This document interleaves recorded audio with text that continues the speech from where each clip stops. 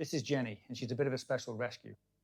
She was saved from the Chinese meat trade, and she ended up at Skylors Animal Rescue over here in the UK. She was in extremely bad way when she came over here. Very, very shut down.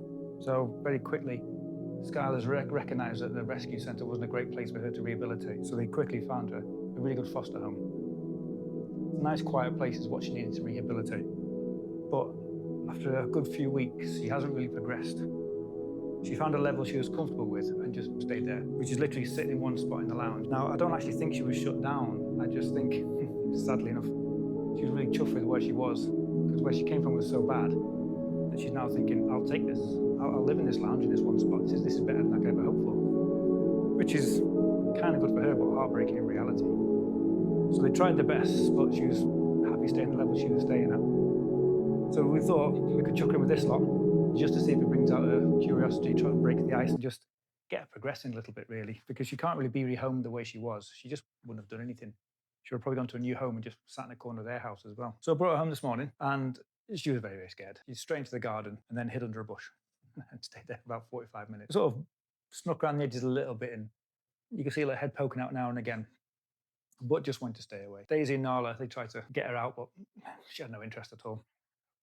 We left her a little bit and she got more and more confident. We just hung around and she started coming out of a little sniff about, exploring. And you can see the confidence sort of blooming in her. And I think because there's so many dogs knocking about and so many new smells, that the curiousness did come out. It took her a while to come indoors. You could see her coming up to the door, sticking her head in, not fancying it, then running back into the garden again.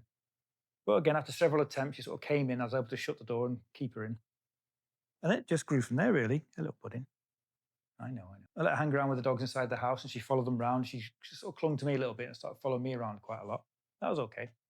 And she got more and more used to them, really. Went out for a big walk together. It was a little bit chaotic because Elliot's still not 100% with other dogs. Took him a little bit of time to come round, but he got there no problem. Did a good half an hour walk with them all together. We came back in and it's been great. She's been hanging out, getting more and more comfortable with each other. Now we can all chill out like this on the bed. And she's really, really coming round. So I'm really pleased with the progress we've made today. So if she continues like this, I think she'll be ready for a home quite quickly. It needs to be the right home. It's got to be quite a calm, consistent home to start with, especially just to get her into the routine. And we can't test her confidence too much.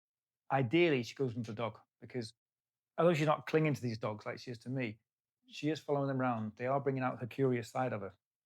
So I think it'd be a big bonus to her for another good, calm, consistent, maybe playful dog to just draw that out of her. Elliot's tried to play with her. Daisy tried to play with her. Nala had a little go, but she's got no idea about playing at all. So ideally, dogs that can teach her that.